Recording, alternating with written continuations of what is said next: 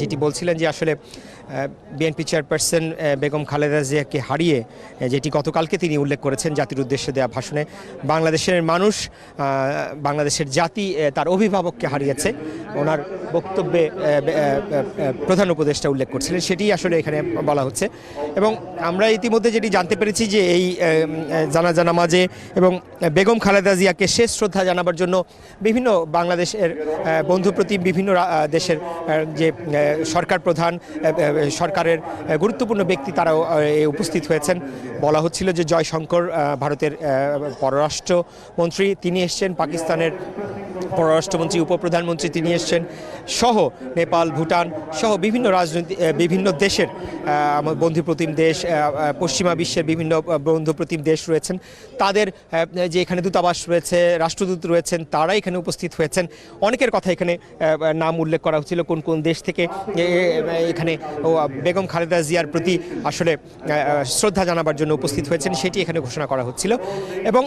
আপনাকে এর মধ্যে দিয়ে আসলে বলতে চাই যে বেগম খালেদা জিয়া শুধু বাংলাদেশ নয়, এই অঞ্চলের এবং রাজনীতিতে বেগম খালেদা জিয়া একজন গুরুত্বপূর্ণ চরিত্র ছিলেন, গুরুত্বপূর্ণ ব্যক্তি ছিলেন এবং বিভিন্ন পশ্চিমা বিশ্বসহ মধ্যপ্রাচ্য সহ বিভিন্ন দেশের সঙ্গে সরকার প্রধান হিসেবে বা রাজনীতিবিদ হিসেবে, শীর্ষ রাজনীতিবিদ হিসেবে কর্মময় জীবনে উনি বিভিন্ন দেশের সঙ্গে দেশের স্বার্থ নিয়ে যে কাজ করতে গিয়েছিলেন, সেখানে অনেক বন্ধুপ্রতিম দেশের সঙ্গে কাজ করেছেন। সেই অভিজ্ঞতার কারণে এবং বেগম খালেদা জিয়ার সঙ্গে এবং বিএনপির সঙ্গে যে সম্পর্ক সৃষ্টি হয়েছিল, সেই সম্পর্কের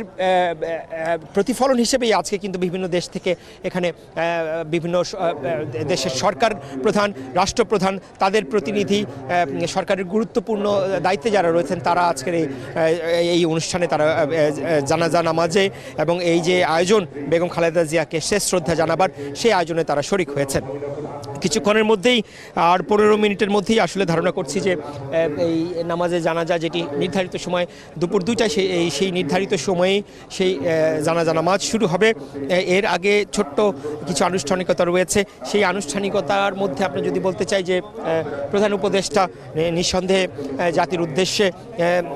সমগ্র বাংলাদেশের মানুষের পক্ষ থেকে শ্রদ্ধা প্রদর্শন করবেন এবং দুটি কথা বলবেন বেগম খালেদা জিয়ার প্রতি সমগ্র দেশের মানুষের হয়ে। এছাড়া ধারণা করছি যে বিএনপি, যেটি বলছিলাম যে বিএনপি চেয়ারপারসনের পরিবারের পক্ষ থেকে ভারপ্রাপ্ত চেয়ারম্যান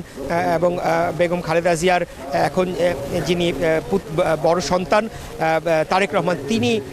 সংক্ষিপ্তভাবে হয়তো এখানে উপস্থিত যারা রয়েছেন শোকার্ত মানুষ এর মাধ্যমে এবং গণমাধ্যমের মাধ্যমে সমগ্র বাংলাদেশের মানুষের কাছে আসলে মায়ের জন্য দোয়া চাইবেন এবং সংক্ষিপ্তভাবে হয়তো তিনি একটু বক্তব্য রাখতে পারেন। এছাড়া বিএনপির পক্ষ থেকে বিএনপি মহাসচিব হয়তো দু একটি কথা বলতে পারেন আমরা ধারণা করছি। তবে এই জানাজা নামাজের আয়োজনটি খুব দীর্ঘ সময়ে হবে না, অল্প সময়ের মধ্যেই এই শেষ শ্রদ্ধা নিবেদনের পর্বটি শেষ হবে। এবং বারবার যেটি বলা হচ্ছে যে নামাজের শেষেই কিন্তু জানাজা নামাজের শেষেই কিন্তু বেগম খালেদা জিয়ার মরদেহ সাথে সাথেই এই সংসদ ভবনের ভেতর দিয়েই আসলে তাকে যে দাফন করা হবে, যে নির্ধারিত স্থান যেটি নির্ধারণ করা হয়েছে, নিশ্চয়ই আপনাদের দর্শকরা জানেন যে পাশেই জিয়া উদ্যান রয়েছে, সেখানে বেগম খালেদা জিয়ার স্বামী সাবেক রাষ্ট্রপতি স্বাধীনতার ঘোষক জিয়াউর রহমান, তার সমাধি রয়েছে। তার সমাধির পাশেই কিন্তু বেগম খালেদা জিয়াকে সমাহিত করা হবে এবং সেই আয়োজনও শেষ করা হয়েছে। গতকালকে থেকে আমরা সেই আয়োজনটি দেখেছি। তো ভাবনা বলতে চাই যে জানাজা নামাজের সমস্ত আয়োজন শেষ, উপস্থিত শোকার্ত মানুষ এখন প্রস্তুত নিচ্ছে জানাজা নামাজ আদায় করা এবং নামাজ শেষে বেগম খালেদা জিয়ার জন্য